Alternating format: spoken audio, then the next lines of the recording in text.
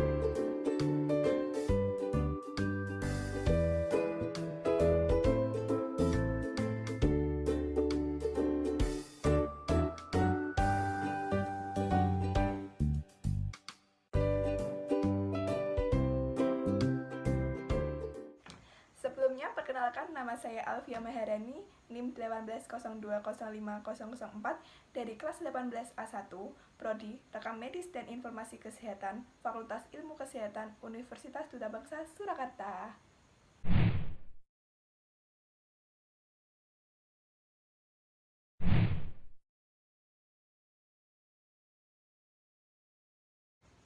Apa itu reproduksi? Reproduksi yaitu proses reproduksi seksual dengan tujuan menghasilkan keturunan di mana diawali dengan proses kopulasi atau perkawinan.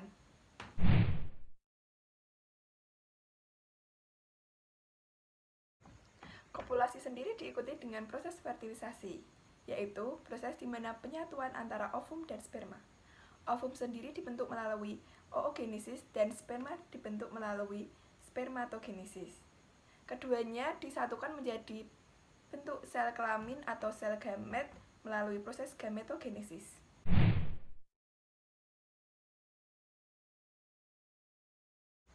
Dalam perkembangannya, manusia tergolong vivipar dengan fertilisasi internal.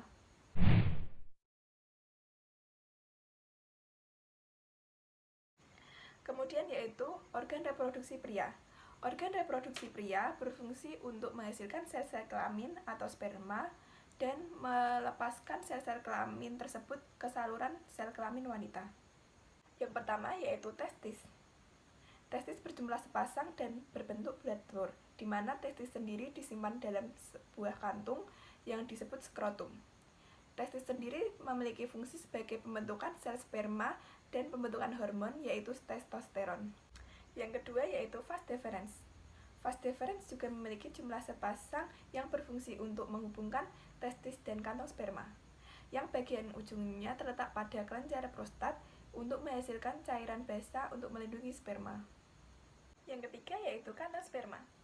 Kantong sperma juga berjumlah sepasang yang berfungsi untuk menampung sperma sebelum dikeluarkan oleh tubuh pria dalam proses ejakulasi. Yang keempat yaitu penis. Penis yaitu organ genitalia pada laki-laki yang terdiri dari kepala atau glans dan batang. Pada bagian kepala atau glans ujungnya terdapat permukaan uretra di mana air mani dan urin akan dikeluarkan.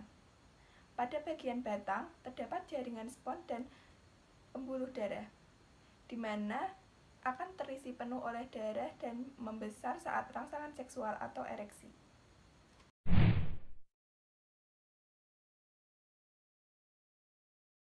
Pada organ reproduksi pria terdapat 3 kelenjar yaitu yang pertama vesicula seminalis, kelenjar yang terletak di bawah vesika urinaria pria yang berfungsi menghasilkan cairan semen dalam kadar 70%. Yang kedua yaitu kelenjar prostat, kelenjar yang terletak di antara vesika urinaria pria dan penis yang berfungsi untuk mengatur sirkulasi air mani dan air seni. Yang ketiga yaitu kelenjar Cowper yang terletak di atas penis yang berfungsi untuk menghasilkan cairan praejakulasi.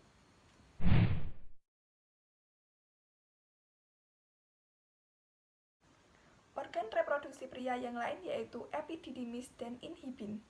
Epididymis yaitu saluran gulung yang terdapat di belakang testis yang berfungsi untuk menyimpan sperma sebelum ereksi pada saat berhubungan seksual.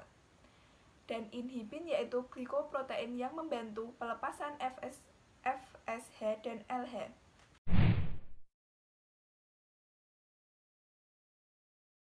Pada organ reproduksi pria terdapat tubulus seminiferus yang berfungsi sebagai tempat terjadinya spermatogenesis.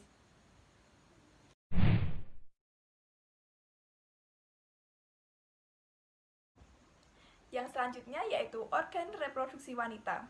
Yang pertama yaitu ovarium.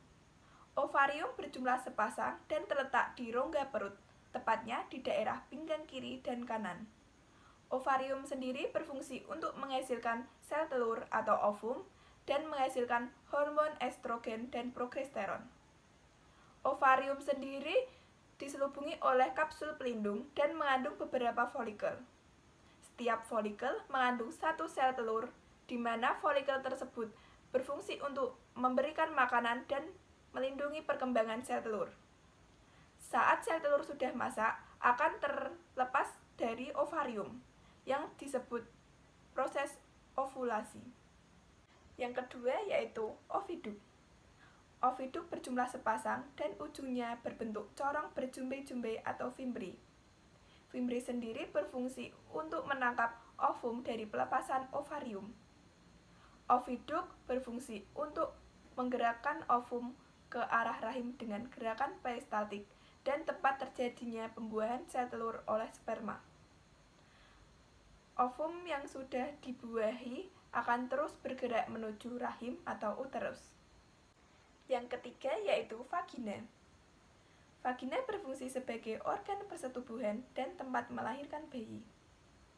Organ tersebut terdapat banyak lipatan sehingga saat melahirkan dapat mengembang.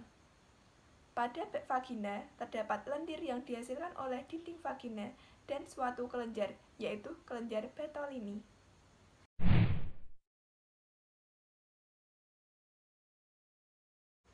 Pada proses spermatogenesis terdapat dua fase tahap, yaitu pertama, spermatositogenesis.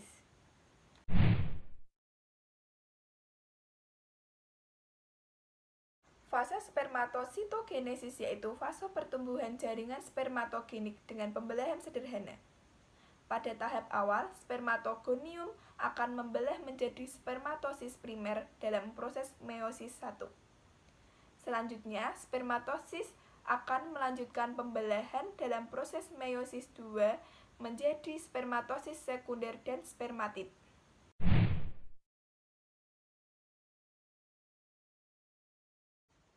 Yang kedua yaitu fase spermiogenesis. Fase spermiogenesis yaitu fase terjadinya perubahan bentuk atau metamorfosa spermatid menjadi spermatozoa muda dan dewasa.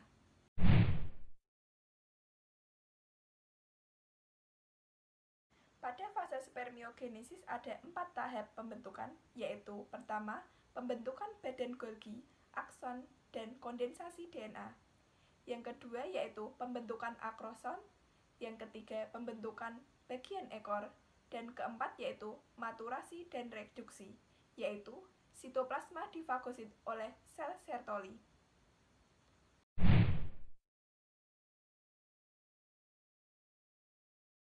Hormon yang memengaruhi pembentukan spermatozoa yaitu kelenjar hipofisis, LH, FSH, dan hormon pertumbuhan. Terima kasih telah menonton video saya tentang anatomi fisiologi pada reproduksi manusia. Jangan lupa like, comment, and subscribe ke teman-teman kalian. Semoga bermanfaat.